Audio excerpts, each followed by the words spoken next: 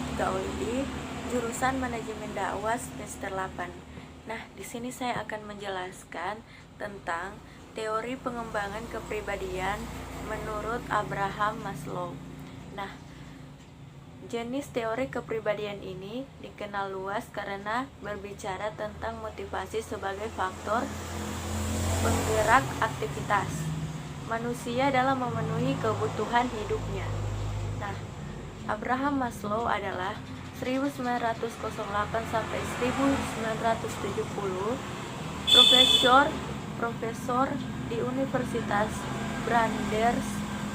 Brandeis yang memperkenalkan konsep hierarki kebutuhan atau hierarchy of need.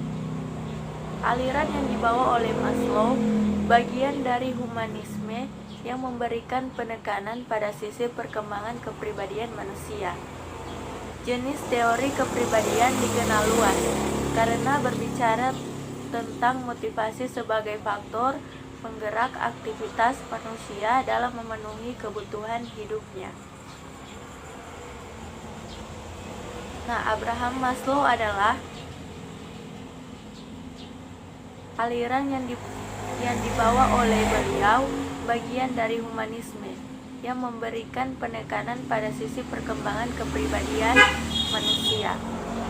Paradigma yang dibawa dalam hierarki kebutuhan adalah paradigma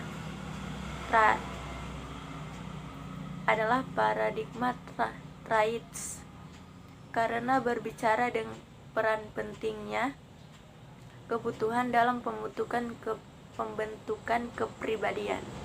Nah, pada teori kepribadian Maslow terdapat beberapa asumsi dasar yang berbicara tentang motivasi. Dan di motivasi ini pertama, adopsi menyeluruh pendekatan motivasi pada individu. Dan yang kedua, motivasi bersifat kompleks dan terdiri dari berbagai hal yang terpisah.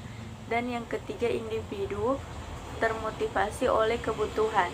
Dan yang keempat, bahwa kebutuhan dibentuk melalui hierarki.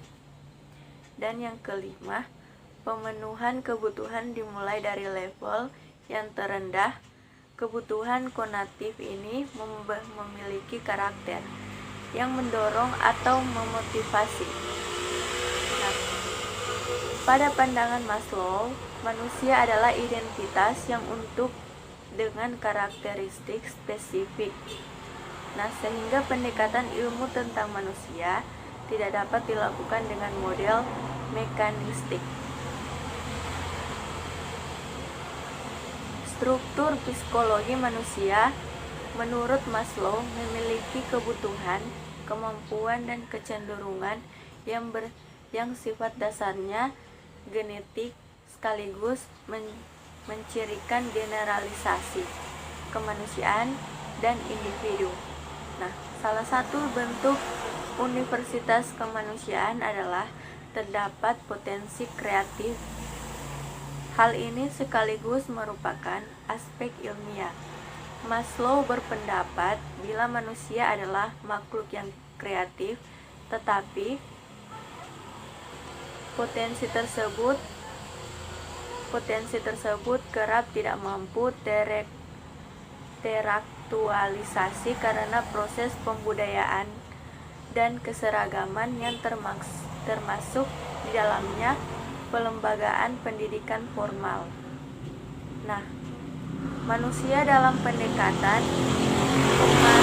humanistik diidentifikasikan berkemampuan untuk mengaktualisasikan diri, sehingga kondisi ketidaksehatan psikologi atau psikopatologi terjadi sebagai akibat dari penolakan frustasi atau penyimpangan hakikat individu. Abnormalitas menghambat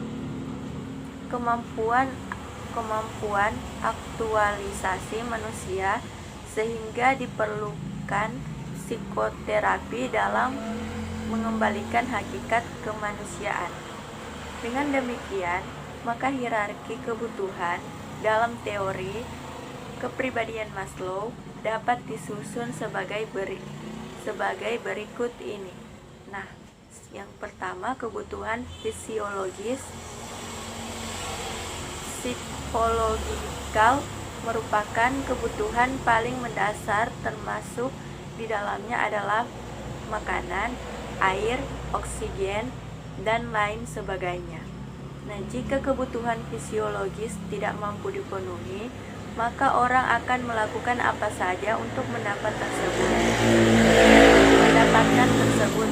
Jenis kebutuhan ini berbeda dari kebutuhan lain, serta harus terpenuhi dan berlangsung secara berulang. Nah, dan yang kedua, kebutuhan akan keamanan. Safety. Manusia membutuhkan keamanan fisik, stabilitas, perlindungan dan kebebasan dari ketakutan yang bertendensi mengancam. Dengan demikian, manusia akan memiliki motivasi untuk memenuhi kebutuhan ini. Jika tidak, akan cenderung mengalami kecemasan dasar. Nah, dan yang ketiga, kebutuhan akan cinta dan keberadaan atau love and belonging. Pasca pemenuhan kebutuhan fisiologis, maka individu akan termotivasi untuk memenuhi kebutuhan cinta dan ingin diakui keberadaannya. Dalam konteks yang lebih aktual, akan berbentuk semisal berada dalam suatu rasa persahabatan, keluarga, perkumpulan masyarakat, atau negara. Nah, dan yang terakhir, kebutuhan akan penghargaan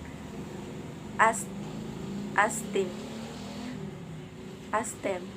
Tahapan selanjutnya adalah mengejar kebutuhan akan penghargaan.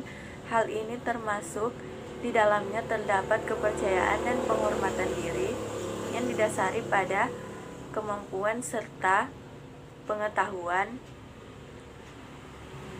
diri yang dihargai oleh orang lain. Bentuknya berupa pengakuan, bahkan status sosial, serta aspek pihak lain. Nah, demikianlah penjelasan dari saya tentang teori pengembangan kepribadian menurut Abraham Maslow. Bila ada salah-salah kata perlu dimaafkan. Wabillahi taufiq walhidayah. Wassalamualaikum warahmatullahi wabarakatuh.